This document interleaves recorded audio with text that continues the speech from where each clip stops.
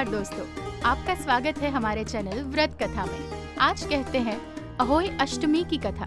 एक समय की बात है, एक नगर में एक साहूकार अपने भरे पूरे परिवार के साथ रहता था। उसके 7 बेटे, 1 बेटी और 7 बहुएं थी। साहूकार की बेटी दिवाली पर अपने ससुराल से मायके आई हुई थी। दिवाली पर घर को लीपना था, इसलिए सारी बहुएं जंगल से मिट्टी लेने गई। साहूकार की बेटी भी अपनी भाभियों के साथ चल पड़ी। साहूकार की बेटी जहां मिट्टी खोद रही थी, उस स्थान पर साहू अपने बच्चों के साथ रहती थी। मिट्टी खोदते हुए गलती से साहूकार की बेटी की खुरपी की चोट से साहू का एक बच्चा मर गया।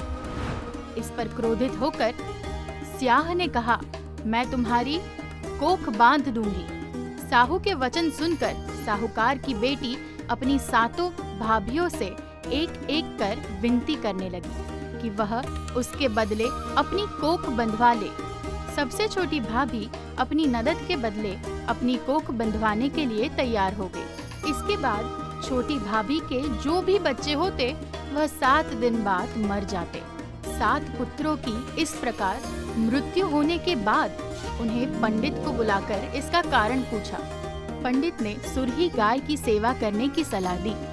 सुरही गाय सेवा से प्रसन्न हो जाती है और छोटी बहू को पूछती है कि तू किस लिए मेरी इतनी सेवा कर रही है और तू मुझसे क्या चाहती है?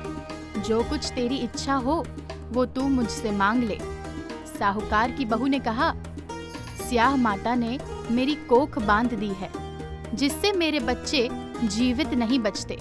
अगर आप मेरी कोख स्याह माता से खुलवा दे तो मैं आपका उपकार मानूंगी। गाय माता ने उसकी बात मान ली और उसे लेकर 7 समंदर पार स्याह माता के पास चल पड़ी। रास्ते में थक जाने पर दोनों आराम करने बैठ गए। अचानक साहूकार की छोटी बहू की नजर एक ओर गई। वहां उसने देखा कि एक सांप गरुड़ पंखी के बच्चों को डसने जा रहा है।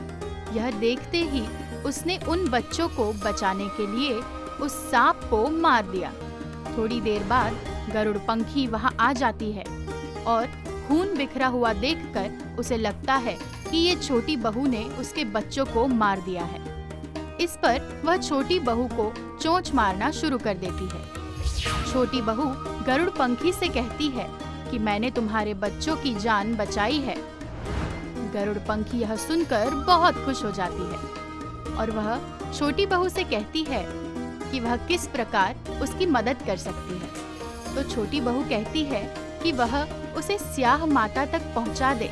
गरुड़ पंख सुरही गाय और छोटी बहू को अपनी पीठ पर बिठाकर 7 समंदर पार करवा देती है और उन्हें स्याह माता के पास पहुंचा देती है। स्याह माता सुरही गाय को देखकर बोलती है कि बहन, तुम तो बहुत दिनों बाद आई हो। फिर उन्हें कहती है कि मेरे सिर में बहुत जू पड़ गई है।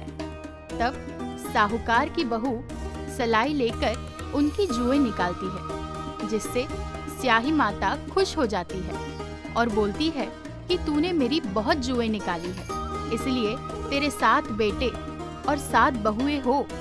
तब बहू बोलती है कि माँ, मेरे तो एक भी बेटा नहीं है, 7 कैसे होंगे? स्याह माता पूछती है, क्या बात है? तब बहू बोलती है, आप वचन दो, तब मैं बताऊं। तो स्याह माता उसे वचन दे देती है। तब बहू कहती है कि आपने मेरी कोख बांध रखी है, मेरे बच्चे नहीं जीते। यह सुनकर स्याही माता बोलती है, तूने तो मुझे ठग लिया है। पहले तेरी कोख नहीं खुलने वाली थी, पर अब मुझे तेरी कोख खोलनी पड़ेगी।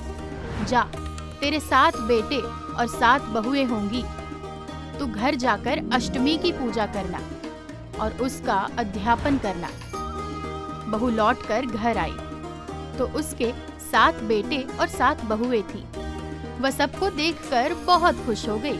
अब अष्टमी के दिन उसने 7 अहोई बनाकर पूजा और उसका अध्यापन किया।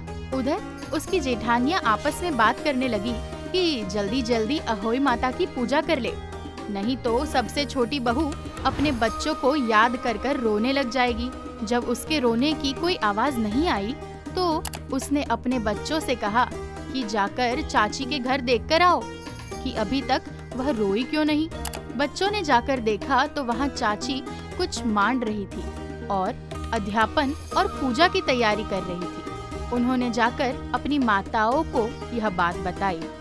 यह सुनते ही जेठानियाँ दौड़ी दौड़ी उसके घर आई और उससे पूछा कि तेरी कोख कैसे छूट गई। देवरानी बोली, स्याऊ माता ने मेरे ऊपर कृपा कर कर मेरी कोख खोल दी। स्याह माता जैसे उस पर कृपा करी ऐसे सब पर कृपा करना। धन्यवाद।